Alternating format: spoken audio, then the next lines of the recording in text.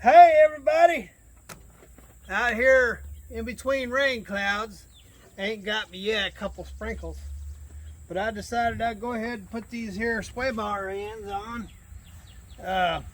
torch bars, whatever you would like to call them. Here's the old one, here's the new one. The old one's got a few little cracks in it, new one doesn't. The new one's a lot stronger than the old one. That one's probably 10 pounds lighter than this one here. That one's hollow, this one's solid, so cool. So anyway, I decided to go ahead and get that done. Truck's pretty ready, pretty close to go. I got to do tire pressures after this, and there's a wire.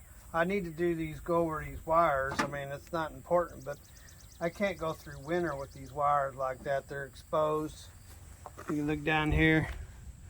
These wires, they got cracks in them, and they're exposed, and they just need to be cut off back here in the back at this plug, and just run some nice fresh wires and put the two bulbs back in here, belonging there.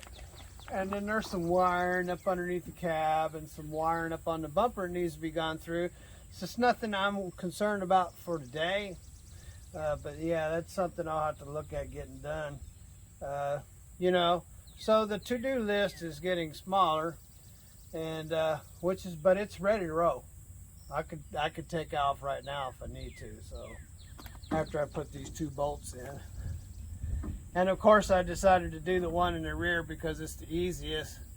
I woke up, I'm getting a early start late today, as the Goon Squad would say, because I slept in.